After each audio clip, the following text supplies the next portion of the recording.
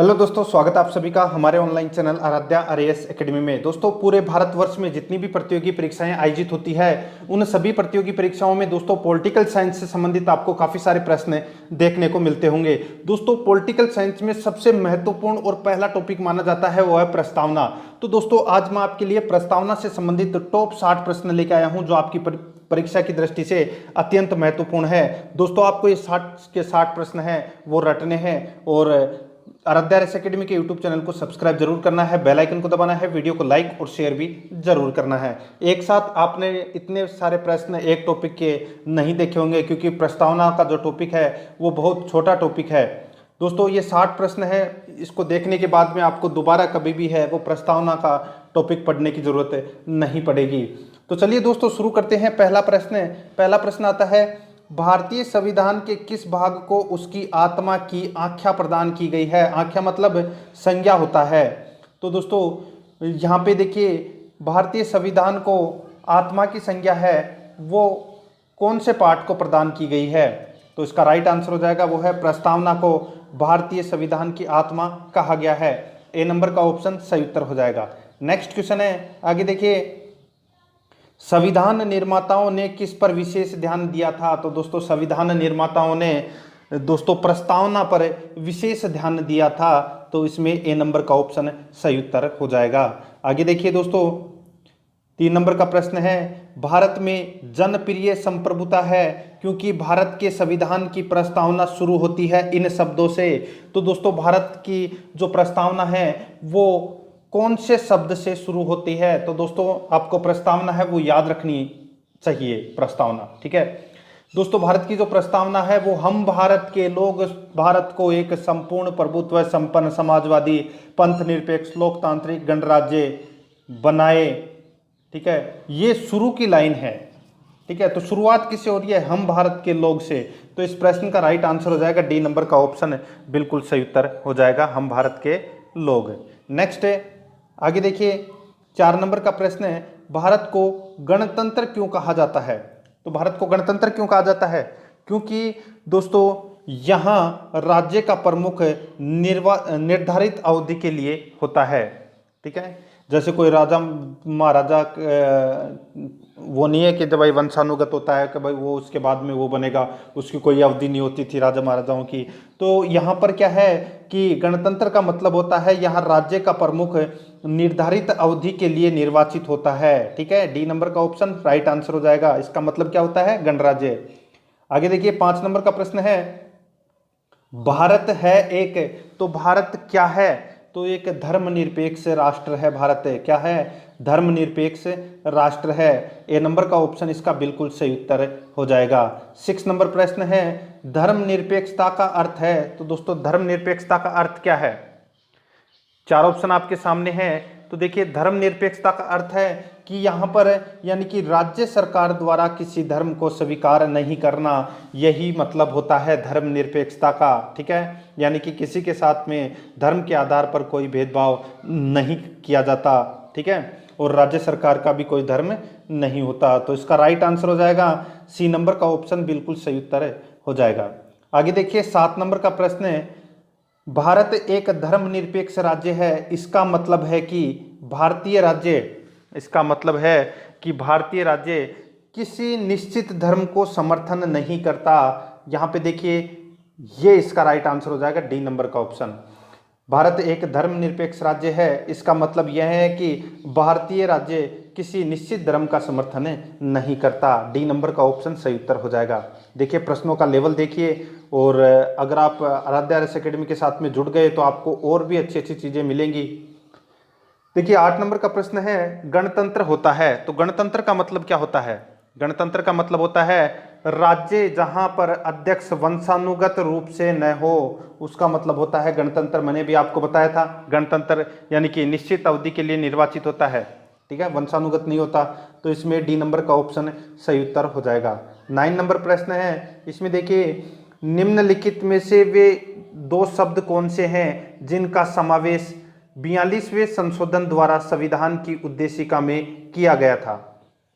निम्नलिखित में से वे 2 शब्द कौन से हैं जिनका समावेश 42वें संविधान संशोधन द्वारा संविधान की उद्देशिका में किया गया था। तो इसका राइट आंसर हो जाएगा वो क्या है, तो वह है समाजवादी और धर्मनिरपेक्ष, समाजवादी और धर्मनिरपेक्ष।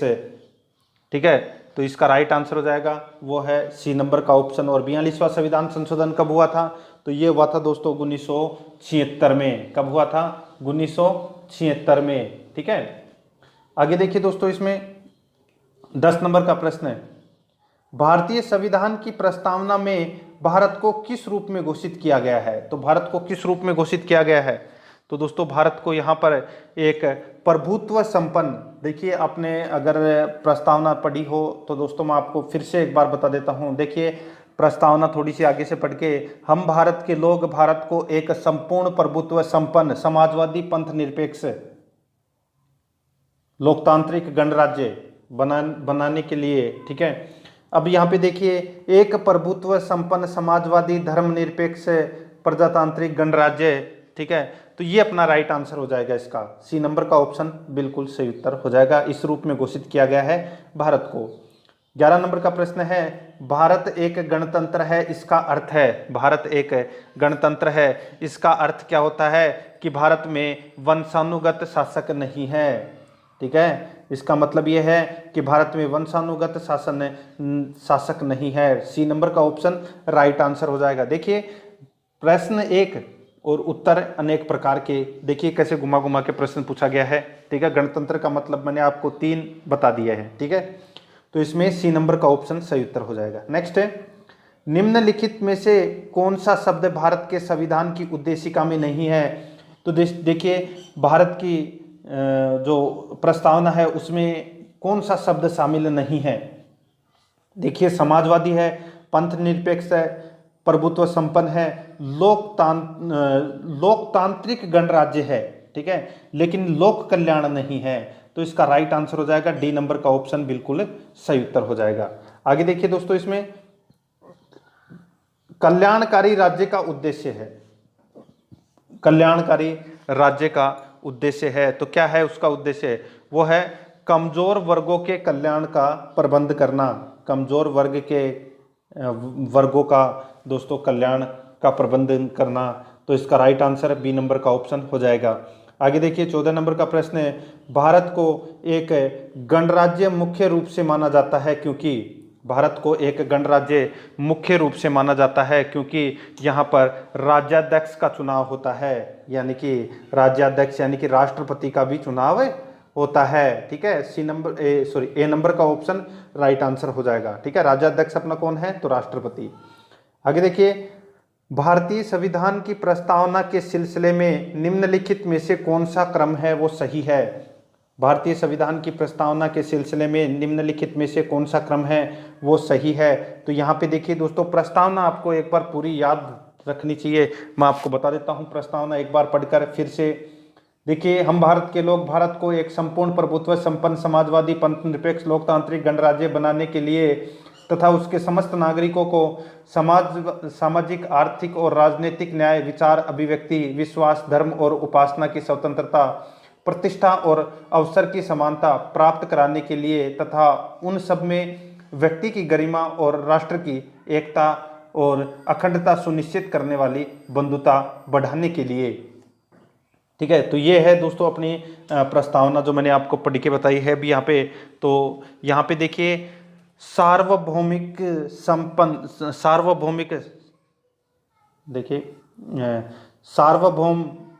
सत्ता संपन्न समाजवादी धर्मनिरपेक्ष जनवादी गणतंत्र। ठीक है, तो ये अपना राइट आंसर हो जाएगा, इसका डी नंबर का ऑप्शन बिल्कुल सही उत्तर हो जाएगा। यहाँ पे देखिए जो प्रश्न है, ये देखिए समाजवादी शब्द है, ये लास्ट में दे रखा है, इसमें तीसरे नंबर पे दे रखा है। ठीक है, ऐसे उल्टे सुल्टे करके भी पूछ सकता है, आपको पूरी लाइन याद होनी चाहिए दोस्तों। ठीक है, आगे देखिए, संविधान की प्रस्तावना में प्रयुक्त शब्द सेकुलर का अर्थ है। तो दोस्तों सेकुलर का अर्थ है वो क्या है, तो सेकुलर का अर्थ हो जाता है दोस्तों इसमें कि सभी नागरिकों को धर्म की उपासना की स्वतंत्रता, सभी नागरिकों को धर्म एवं उपासना की स्वतंत्रता। ए नंबर का ऑप्शन इसका बिल्कुल सही उत्तर हो जाएगा। 17 नंबर का प्रश्न है, शब्द धर्मनिरपेक्ष भारत के संविधान की प्रस्तावना में जोड़ा गया था, इसके विषय में निम्न कथनों में से कौन सा सही है?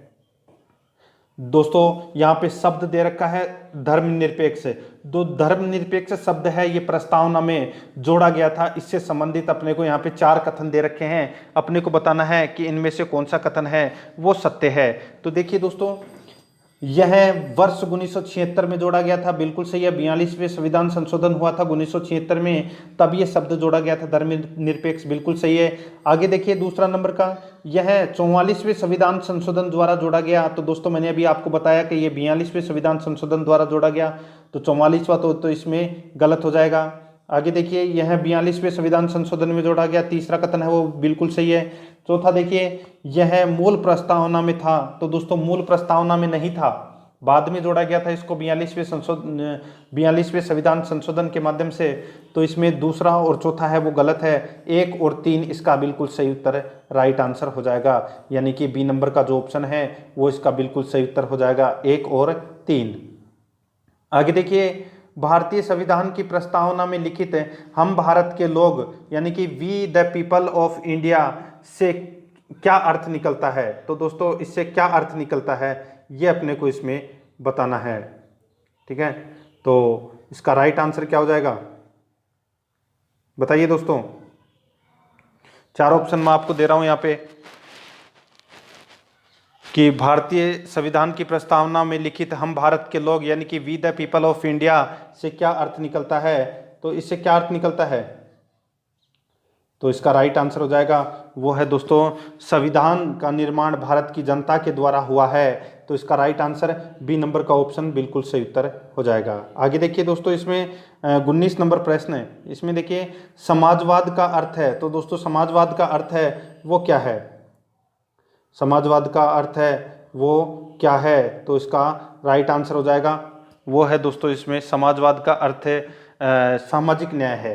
क्या है? सामाजिक न्याय। सी नंबर ऑप्शन सही उत्तर। नेक्स्ट है, भारतीय संविधान में समवर्ती सूची किसके संविधान से ली गई है? तो समवर्ती सूची दोस्तों ऑस्ट्रेलिया से ली गई है। कहाँ से ली गई है? ऑस्ट्रेलिया से समवर्ती सूची ली गई है, ठीक है। आगे देखिए 21 नंबर का प्रश्न है। इसमें देखिए भारतीय संविधान की आत्मा किसे कहा जाता है? तो दोस्तों प्रस्तावना को कहा जाता है भारतीय संविधान की आत्मा। ए नंबर ऑप्शन सही उत्तर हो जाएगा। आगे देखिए सेकंड नंबर प्रश्न है, यानी कि 22 नंबर प्रश्न है, भारत में लौकिक सार्वभौमिकता है। भारत में लौकिक सार्वभौमिकता है क्योंकि संविधान की प्रस्तावना आरंभ होती है। तो संविधान की प्रस्तावना आरंभ होती है कहाँ से? तो हम भारत के लोग शब्दों से।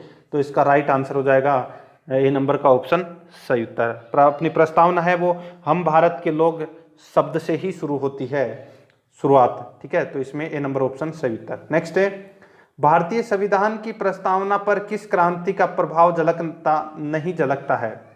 भारतीय संविधान की प्रस्तावना पर किस क्रांति का प्रभाव नहीं झलकता है?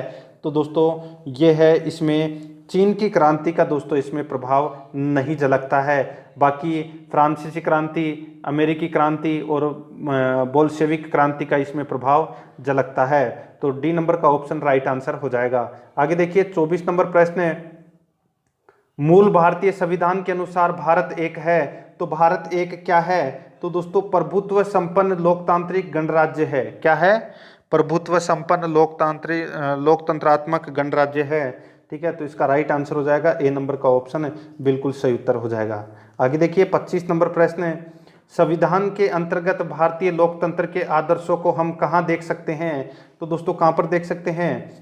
तो ये देख सकते हैं दोस्तों प्रस्तावना में। किस में देख सकते हैं? प्रस्तावना में देख सकते हैं संविधान के अंतर्गत भारतीय लोकतंत्र के आदर्शों को, ठीक है। बी नंबर ऑप्शन सही उत्तर। आगे देखिए 42वें संविधान संशोधन अधिनियम 1976 द्वारा प्रस्तावना में किस शब्द को नहीं जोड़ा गया?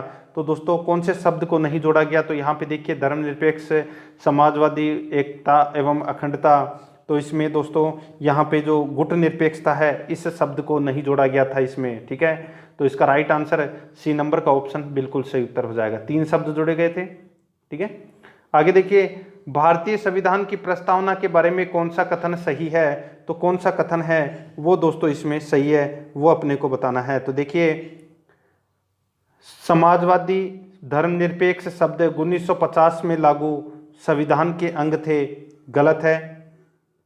देखिए जो उक्त शब्द 1976 के द्वारा जोड़े गए थे, तो दोस्तों ये इसमें कथन सही है। ठीक है, जो समाजवादी धर्मनिरपेक्ष शब्द है ये 1976 में जोड़े गए थे। ठीक है, तो एकमात्र इसमें बी नंबर का ऑप्शन ही है वो इसमें सही है, बाकी इसमें गलत है। ठीक है, यहाँ पे उक्त शब्द का मतलब ये ऊपर वाला हो गया समाजवादी और धर्मनिरपेक्ष। ठीक है, शॉर्ट में कर दिया इसको, तो बी नंबर ऑप्शन सही उत्तर हो जाएगा इसका।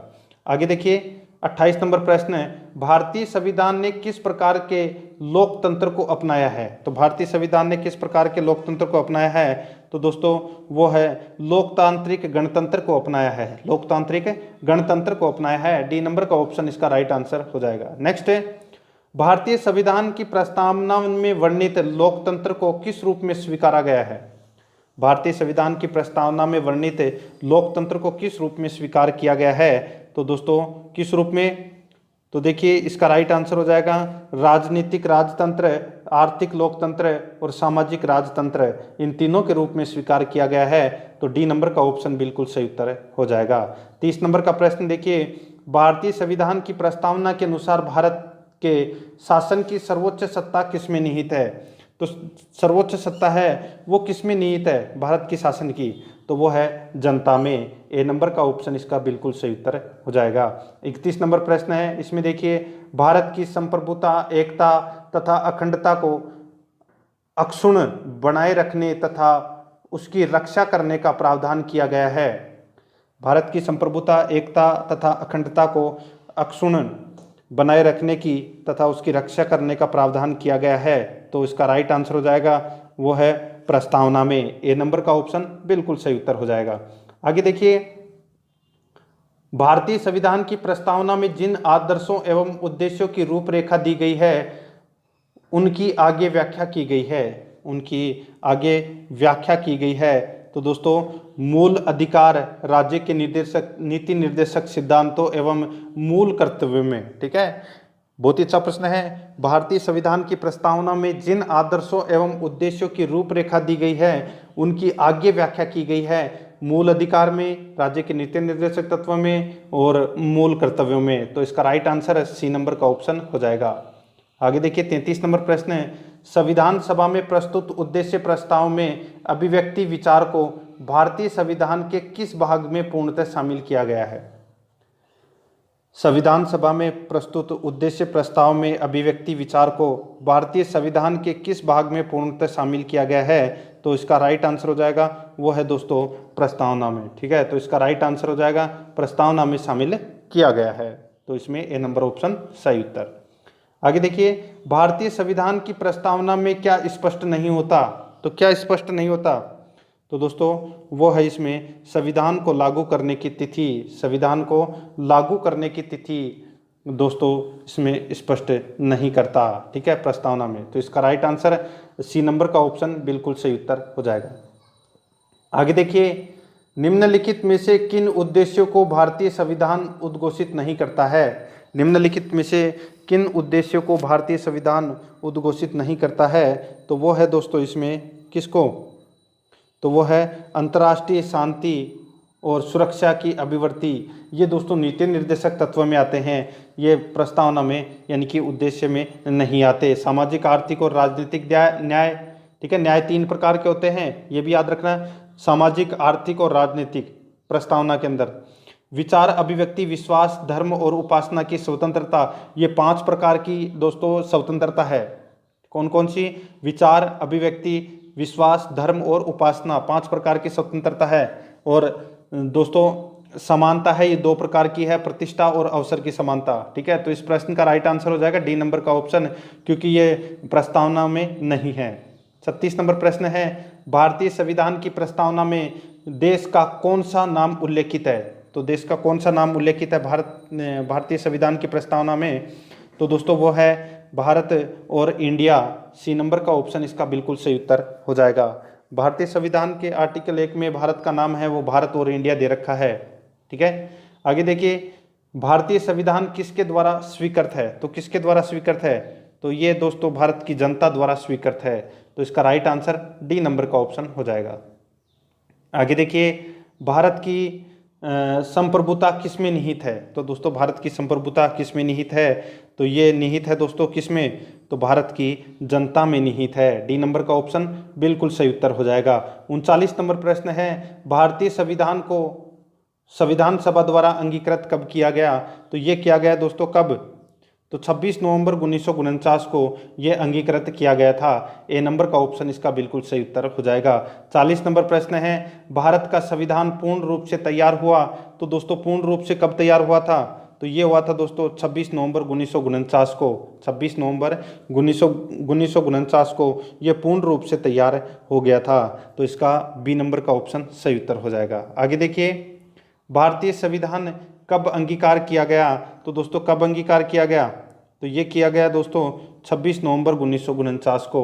तो इसमें B number option right answer. Next है, निम्नलिखित में से किस तिथि को भारतीय संविधान लागू किया गया?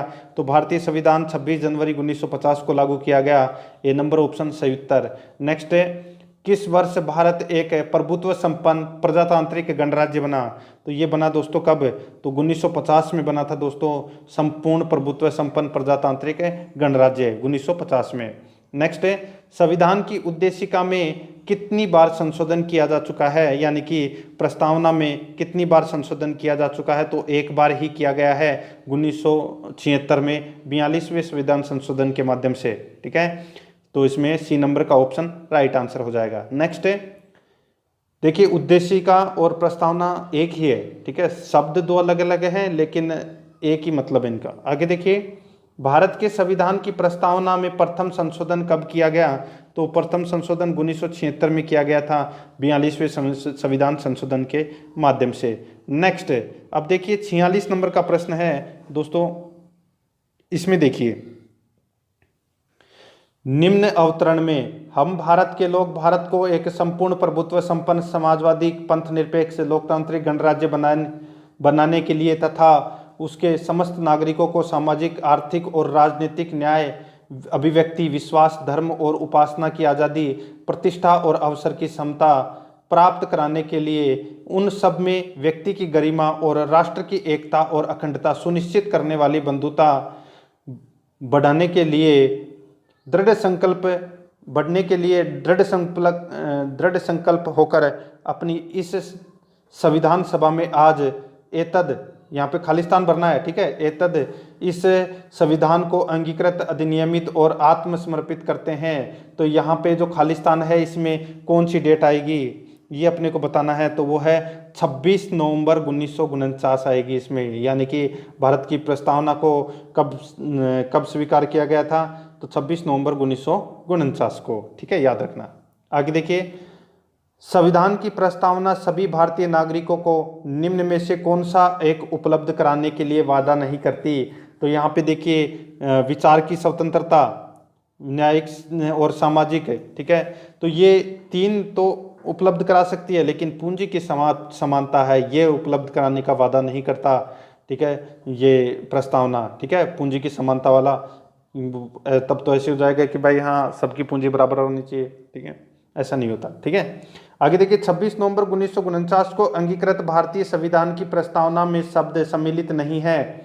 तो यहाँ पे प्रस्तावना में कौन सा शब्द है वो सम्मिलित नहीं है 26 नवंबर 1949 को।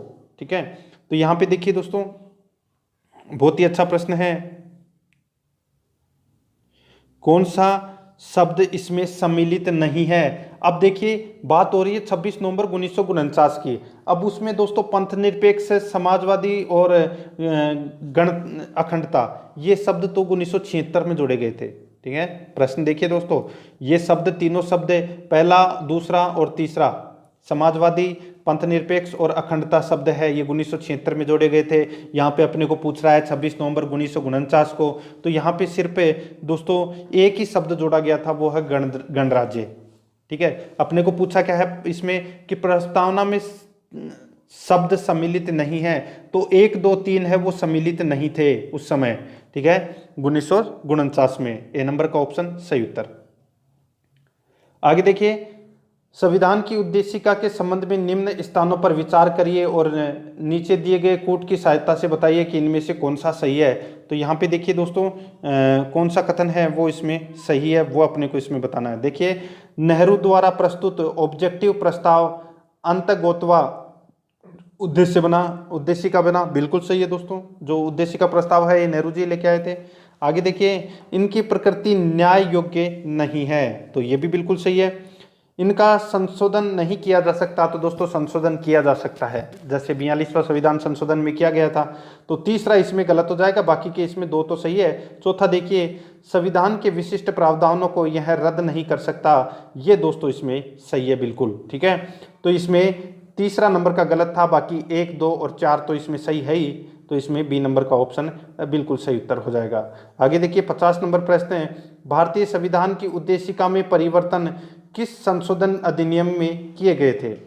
भारतीय संविधान की उद्देशिका में परिवर्तन किस संशोधन अधिनियम में किए गए थे, तो वो है 42वां संविधान संशोधन 1976 में। सी नंबर का ऑप्शन राइट आंसर। नेक्स्ट है, प्रस्तावना का वह प्रावधान जो सभी वयस्क नागरिकों को मतदान करने का अधिकार प्रदान करता है कहलाता है, तो वो क्या कहलाता है, तो दोस्तों मतदान करने का अधिकार है वो दोस्तों प्रजातंत्र कहलाता है, ठीक है। तो इसमें बी नंबर का ऑप्शन राइट आंसर। नेक्स्ट है, भारतीय संविधान के किस संशोधन द्वारा प्रस्तावना में 2 शब्द जोड़े गए थे, पंथ निरपेक्ष और धर्मनिरपेक्ष, समाजवादी और धर्मनिरपेक्ष।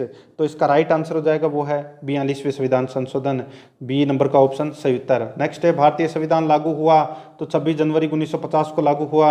आगे देखिए दोस्तों, 42वें संविधान संशोधन द्वारा प्रस्तावना में निम्नलिखित में से कौन सा शब्द जोड़ा गया, तो कौन सा शब्द जोड़ा गया इसमें, तो इसका राइट आंसर हो जाएगा वो है समाजवाद शब्द जोड़ा गया था, ठीक है। इनमें से सी नंबर ऑप्शन सही उत्तर। नेक्स्ट है, भारतीय संविधान के किस भाग में स्पष्ट रूप से घोषणा की गई है कि भारत एक धर्मनिरपेक्ष राज्य है, तो दोस्तों ये संविधान की प्रस्तावना में ये कहा गया है कि भारत एक धर्मनिरपेक्ष राज्य है, बी नंबर ऑप्शन सही उत्तर हो जाएगा। नेक्स्ट है, भारतीय संविधान की यानी कि संविधान की प्रस्तावना में भारत को कहा गया है, क्या कहा गया है, तो दोस्तों वो है सर्वसत्ताधारी समाजवादी धर्मनिरपेक्ष लोकतांत्रिक गणराज्य। तो इसमें डी नंबर का ऑप्शन राइट आंसर हो जाएगा, ठीक है। आगे देखिए, भारतीय संविधान का प्राधिकार स्रोत कौन सा है, तो प्राधिकार स्रोत कौन सा है, तो वो है भारत के लोग, हम भारत के लोग। तो इसमें बी नंबर ऑप्शन सही उत्तर हो जाएगा, भारत के लोग, ठीक है। आगे देखिए, संविधान की प्रस्तावना में प्रयुक्त शब्द सेकुलर का अर्थ क्या है, तो सेकुलर का अर्थ क्या है, तो इसका मतलब होता है, सेकुलर का मतलब होता है सभी नागरिकों को धर्म एवं उपासना की स्वतंत्रता देना। ए नंबर का ऑप्शन इसका बिल्कुल सही उत्तर हो जाएगा। 59 नंबर प्रश्न है, ये दोस्तों देखिए ये प्रश्न रिपीट हुआ है, तो यहाँ पे 44वें संविधान संशोधन द्वारा जोड़ा गया था, ये इसमें गलत था, बाकी के 1, 3, 4 है वो इसमें सही थे। तो इसका सॉरी देखिए इसमें हाँ 2 ही सही थे, ठीक है। एक तो इसमें 44वां संविधान संशोधन वाला गलत था और यह मूल प्रस्तावना में था, ठीक है। 2 शब्द थे यहाँ पे, एक तो पंथ निरपेक्ष धर्मनिरपेक्ष शब्द के बारे में बताया गया है यहाँ पे, ठीक है। तो 1 और 3 इसका राइट आंसर हो जाएगा, ठीक है। ये प्रश्न आ चुका है पहले, बी नंबर का ऑप्शन सही उत्तर। आगे देखिए, आज का अपना अंतिम प्रश्न है, ये इसका भी मतलब दोस्तों ये भी प्रश्न रिपीट है कि भारतीय संविधान की प्रस्तावना में लिखित हम भारत के लोग यानी कि we the people of India का अर्थ क्या है, तो इसका मतलब होता है दोस्तों, सबको पता होगा ये तो, ठीक है, वो है संविधान का निर्माण भारत की जनता द्वारा हुआ है। तो बी नंबर का ऑप्शन बिल्कुल सही उत्तर हो जाएगा। ये मैंने आज आपको जो टॉप 60 प्रश्न करवाए हैं प्रस्तावना से संबंधित आपको प्रश्न है वो कैसे लगे कमेंट करके जरूर बताएं और आराध्या RS एकेडमी के यूट्यूब चैनल को सब्सक्राइब जरूर करें, बेल आइकन को दबाएं, वीडियो को लाइक और शेयर जरूर करें। मिलते हैं दोस्तों नेक्स्ट वीडियो में। जय हिंद, जय भारत।